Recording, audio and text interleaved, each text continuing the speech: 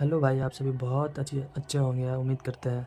चलिए त्रिकोणमिति का परिचय से एक्सरसाइज 8.1 का क्वेश्चन नंबर 5।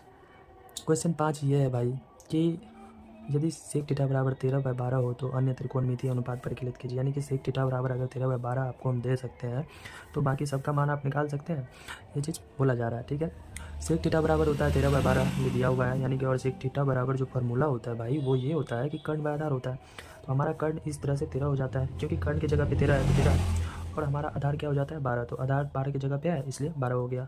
अब लंब लंब तो पता नहीं है, तो फार्मूला होता है भाई कि कर्ण स्क्वायर बराबर लंब स्क्वायर प्लस आधार स्क्वायर। और हमारा जो कर्ण है वो कितना है 13, तो इस तरह से 13 का स्क्वायर हो गया, प्लस जो हमारा लंब है वो तो दिया नहीं है इसलिए लंब का मैंने लंब ही छोड़ दिया, प्लस आधार जो है वो है 12 और 12 का स्क्वायर हो गया। अब देखो भाई, ये जो लंब स्क्वायर है वो बस इस साइड रह गया और ये 12 का स्क्वायर को हमने इस साइड कर दिया। यानी कि 12 का स्क्वायर सबसे पहले आप अगर सोचे तो 12 का स्क्वायर होता है 144, और 144 इस साइड में भाई प्लस में था, और जब आप उसको इन साइड लाइएगा तो ये 144 इस साइड आएगा तो 144 माइनस हो जाएगा। अब देखिए, ये लंब स्क्वायर बराबर 169 माइनस 144 अगर करिएगा तो आपको होगा 25, और ये 25 के ऊपर हमने रूट डाल दी तुरंत से, इसलिए डाल दी भाई क्योंकि लंब का स्क्वायर था और ये स्क्वायर जब इस साइड आएगा तो रूट हो जाएगा, और इधर तो 25 50 ही था। और एक चीज़ बताना और हमने भूल गया, वो ये था कि ये लंब स्क्वायर बराबर 25, और इस 25 को हमने इस साइड ले आया और लंब स्क्वायर को इस साइड ले आया, और वहीं पे लंब को छोड़ दिया और इसका जो स्क्वायर था उसको हमने इस साइड फेंक दिया, तो ये रूट हो गया 25। अब लंब बराबर रूट 25 का मान होता है 5, और लंब बराबर हमें 5 निकल जाता है, यानी कि 5 की प्राप्ति होती है। अब देखिए भाई, ये जो साइन थीटा है, साइन थीटा बराबर होता है लंब बाय कर्ण, और हमारा जो लंब है वो है 5, हमारा जो कर्ण है वो कितना है 13, इसलिए इसका आंसर 5/13। अब कॉसेक थीटा की बारी आती है, और वैसे भी साइन थीटा का अपोजिट थीटा होता है, यानी कि उल्टा। जो साइन थीटा का उल्टा थीटा वो है कॉसेक थीटा। अब साइन थीटा बराबर लंब बाय कर्ण तो 5/13 हुआ। उसी तरह से कॉसेक थीटा बराबर कर्ण बाय लंब होता है, इसमें लंब बाय कर्ण और इसमें कर्ण बाय लंब होता है। तो कर्ण हमारा 13 था तो 13 लिख दिया, जो हमारा लंब था वो कितना था भाई 5, 13/5 हो गया।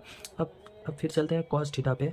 तो कॉस थीटा बराबर जो फार्मूला होता है वो होता है भाई आधार बाय कर्ण, और हमारा आधार जो है ना वो कहाँ गया 12, आधार हमारा है 12, और ये कर्ण जो है वो क्या है 13, आधार बाय 13 ये 12/13। अब देखिए भाई, ये कॉस थीटा का उल्टा जो होता है ना वो सेक थीटा होता है, और सेक थीटा आपको दिया हुआ है पहले से 13/12, तो इसलिए सेक थीटा बराबर 13/12 हो गया। अब आते हैं ये बारी टेन थीटा की। टेन थीटा बराबर होता है लंब बटे आधार, और जो हमारा लंब है ना वो है 5, तो 5 लिख दीजिए, और जो हमारा आधार है वो कितना है 12, 5/12 हो गया आंसर। अब टेन थीटा का जो अपोजिट थीटा होता है वो होता है कॉट थीटा, और कॉट थीटा बराबर क्या हो जाएगा फिर, जैसे इधर यहाँ पे लंब आधार है तो यहाँ पे क्या हो गया उल्टा, जब ये हो गया तो ये भी उल्टा हो जाता है, यानी कि ये आधार ऊपर चला गया, ये लंब नीचे चले, यानी कि आधार बाय लंब। अब हमारा आधार जो है वो है कितना 12, तो हमने 12 लिख दिया, और जो हमारा लंब है वो है 5, और इस तरह से भाई टोटली का आंसर आ जाता है। अब एक चीज़ और बताना चाहते हैं, और वो ये है कि ये जो लाल बाय कक्का देख रहे हैं ना, ये एक ट्रिक है, और ट्रिक ये है एल से होता है लंब, और भाई ध्यान से सुनना, एल से लंब होता है, ए से होता है आधार, और ये जो कर्ण होता है ना वो के से होता है, यानी कि आप जो ये के देख रहे हैं ना ये कर्ण होता है।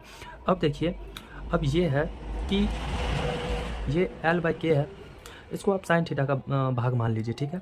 ये जो ए बाई के है इसको कॉस थीटा का भाग मान लीजिए, और ये जो एल बाई ए है इसको टेन थीटा का भाग मान लीजिए। अब साइन थीटा का भाग अगर एल बाई के मानते हैं तो एल क्या होता है लंब, और के क्या होता है कर्ण, यानी कि साइन थीटा बराबर लंब बाय कर्ण।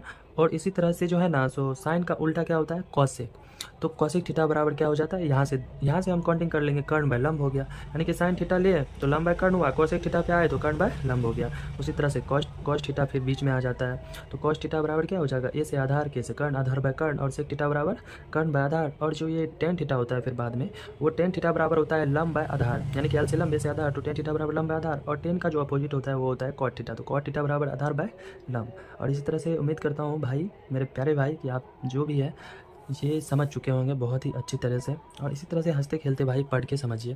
Thank you.